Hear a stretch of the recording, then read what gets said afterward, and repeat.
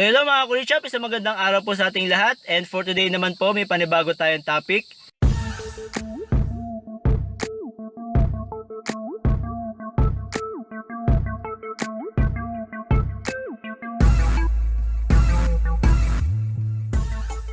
So hello mga Kulitshop, isang magandang araw po sa ating lahat. And for today naman po, may panibago tayong topic in which i-discuss ko sa inyo kung paano natin madadiagnose kung injection pump, shut off valve, or starter ang problema ng ating sasakyan kung ayaw mag-start. So meron po kasi tayong nararanasan minsan na ayaw mag-start yung ating sasakyan. So ang tanong po dyan is, nagre-redondo ba yung ating sasakyan or may gasolina ba yung ating sasakyan? So unang-una po, syempre alam naman natin kung tayo ay may gas, lalo-lalo na kung accurate yung ating fuel gauge, alam natin na meron tayong gas. So pangalawa, okay ba yung ating battery? Syempre, na-discuss ko na yung part wherein check natin yung alternator, battery, or grounded ba yung ating sasakyan. So alam nyo na kung paano i-check yung mga batteries natin. So pangatlo, ayun nga, narinig ba natin yung tick-tick na sound lang? Okay. Number 1 muna tayo sa puro redondo. So pagka in-start natin yung sasakyan, puro redondo lang siya ng redondo, parang ayaw siyang umandar. Check nyo kung meron pa tayong gas. Ayan, kung meron naman kayong gas, ang check po natin ngayon is yung ating fuel pump. Okay, so alam nyo naman yung fuel pump natin, no?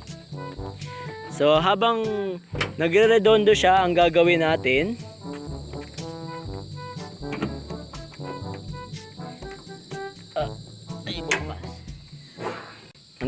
is ipapump natin itong fuel pump natin. So dapat yan ay tumitigas at hindi nawawala ang tigas niyan. Ayan. So pag nawawala ang tigas niyan, may problema na po yan. So ibig sabihin, hindi niya na maintain yung pressure ng papasok at palabas na vacuum. Kasi yan po ay merong parang ano sa loob yung stopper. So pag binomba nyo siya, so dapat hihigop siya, and then pag nakasarado yung kabila, dapat magkakaroon siya ng pressure. So magkakaroon siya ng parang pressure na mahihigop niya yung crudo. So ayun, meron siyang vacuum, and then pag tinakpan natin yung kabila, pag nirelease natin, may bumubuga. So dapat ganun siya. So pag hindi na siya nakakapag-create ng ganun, ang tendency is hindi na siya titigas at hindi na siya makakapag-supply ng fuel sa ating injection pump. So pag nangyari yun guys, hindi talaga mag-i-start yung sasakyan natin kasi putol yung ating fuel. Alright? So ayun, yung isa sa mga dapat natin i-check yung ating fuel pump. Okay? So okay naman yung fuel pump, for example bago. Kaya lang pag hindi original or meron talaga nabibili na defective yung ating fuel pump. Ayan. So yun yung ang pag-test kasi doon dapat is yung kabilang butas may higop, yung kabilang butas may buga. Alright? Tsaka nagke-create siya ng pagtigas. Ayan. So alam nyo naman pag hindi na tumitigas talaga, meron ng diferensya. Yung fuel pump po yung tinutukoy ko doon, guys. Alright. So next naman is okay naman yung fuel pump pero puro redondo pa rin, no? Puro redondo lang ng redondo. So ayun nga po, balik ulit tayo. Ba't nga ba ako naupo pa dito? Ayan. So ang check po naman natin nun ngayon sunod is yung shut off valve. Okay, so saan natin makikita yung shut off valve? Ayun po, puntahan natin yung ating injection pump at meron po siyang wire dito sa may ibabaw. Ayan, kung makikita nyo yung kulay itim na yon sa ibabaw, ayan, may wire yan. I-check nyo yan. So yan po kasi pag sira na, ayun nga po, gaya nung na sa previous video natin, pag sira na po yan, ang tendency is hindi na natin mapapatay yung engine, no? Kasi dire-diretso yung supply ng fuel, no? Dire-diretso yung engine niya bukas. And then, or hindi natin siya mapastart kahit may fuel, kahit malakas yung battery. So isa yan, kasi yan ay parang may titi, para yung may rod or stopper na tumataas, bumababa. So nag-open and close kasi yan ng flow ng crudo, no? So pag stop yung flow ng crudo, na stack up siya dun sa stop. So kahit anong redondo, kahit anong lakas ng battery natin, wala. Dahil wala nga siyang supply ng crudo, ano. Then, pag naman siya nag-stack up open, yan. So, ang tendency niyan is, hindi natin siya mapatay dahil continuous ang supply ng ating crudo at hindi napuputol, no. Kaya, so, parang kailangan lang nating i-cambio tapos release, nakapreno para mapatay yung makina. So, ganun yung tendency. Yan. So, ang gawin natin para malaman natin kung gumagana ba o hindi yung ating shutoff valve, tanggalin nyo yung wire. So, pag rumedondo siya ng rumedondo at ayaw nyong umi-start, tapos kinabit nyo, nag-start, so, nandun yung problema. Ayan. So, ayun nga, isa pa rin, pagka redondo lang siya ng redondo, may supply naman kayo ng fuel, meron naman kayong malakas na battery, ayun. So, naandyan na siya sa shutoff valve. Alright. So, next naman is, ayun, may redondo, okay naman yung shutoff valve natin, puro redondo, okay naman yung battery natin. Tapos, pag tayo ay nagsusi ng ating sasakyan, parang nag-crank lang siya ng konti, pero parang lobat, no? Parang lobat na ayaw dumiretso ng andar, no? Ganun lang. Pwede na! Tapos, susunod na naman, papatayin natin sasakyan, isususi natin, ganun. So, ang tendency nun guys is yun namang starter. So, pero dapat alam nyo kung lobat o hindi, no? Kaya nga yun, sabi ko, malalaman nyo dun sa voltmeter natin kung lobat kayo o hindi. Kasi, same effect pag lobat yung battery natin, hindi siya makakrank ng maayos dun sa sira yung starter. Okay, so doon na tayo, nabanggit ko na doon sa starter. So ano ba yung starter natin? Aralin nyo yung starter. So yung starter natin guys is, ayan, yung part na yan. Okay, nakikita nyo yung part na yan. Yan. So yan naman yung i-check ninyo.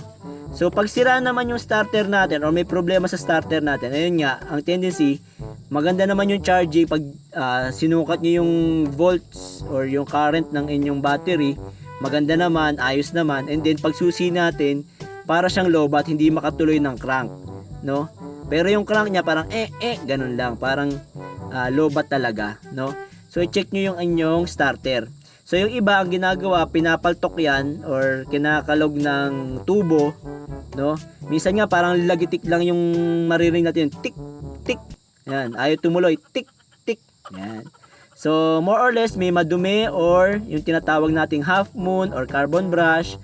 Ayan, yun yung magiging problema ng ating starter. So ang ginagawa ng iba, pinapaltok para magtuloy kasi parang sumasabit lang kasi siya. So para tumuloy yung crank niya, kung malakas ang battery nyo, magtutuloy ng crank yan.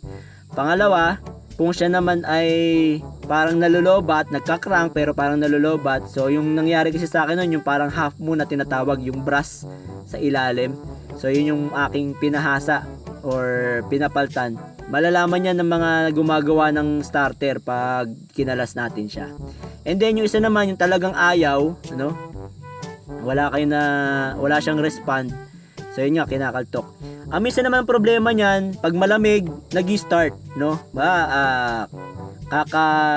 Babiyahe pa lang kayo, nag-start ngayon, and then ginamit nyo, and then nag-park kayo, nag-park saglit, for example, kailangan nyo tumigil, pinatay nyo yung makina, then, syempre, alam nyo, nag-charge yung battery nyo, hindi naman kayo lobat no? So, pag mag-i-start na tayo ng sasakyan, parang lobat, no? Pero hindi kayo lobat kasi may voltmeter naman kayo. Kung may voltmeter kayo, so makikita nyo yung charge ng inyong battery. Yun.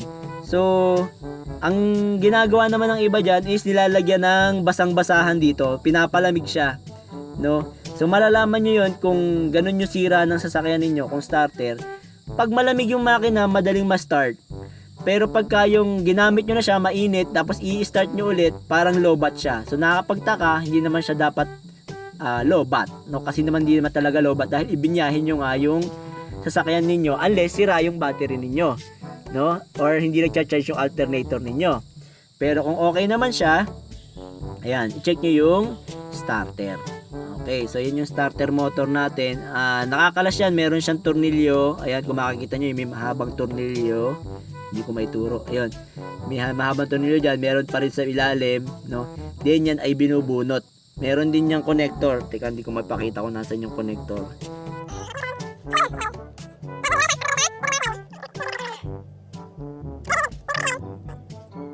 Ayan, di papunta sa ilalim na yun.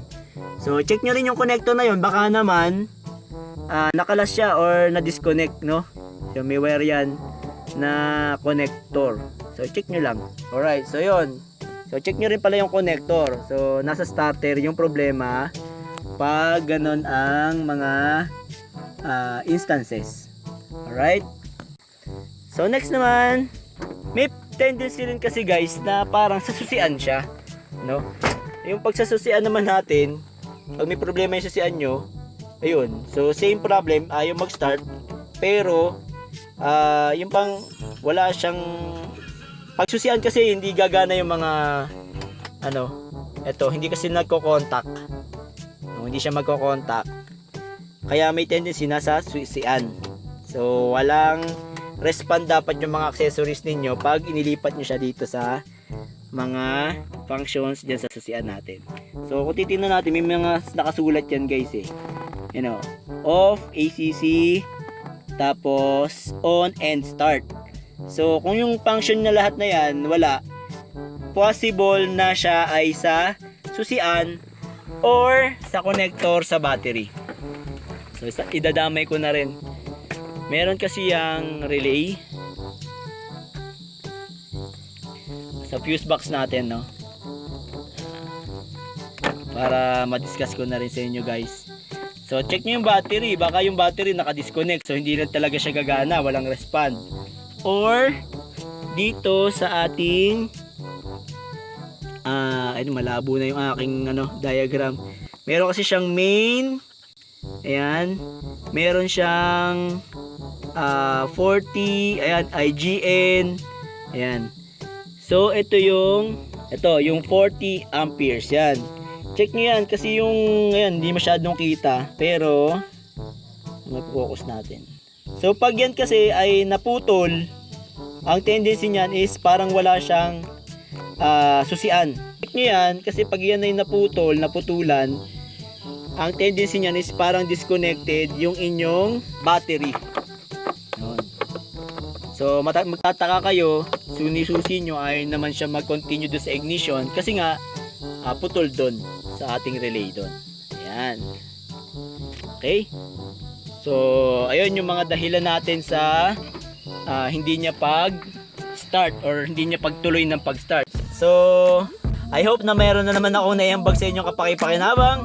At sa mga hindi pa po nakasubscribe, subscribe na lang po tayo sa Kulit Shop, ang shop na makulit pero walang physical shop. See you on my next videos. Bye-bye!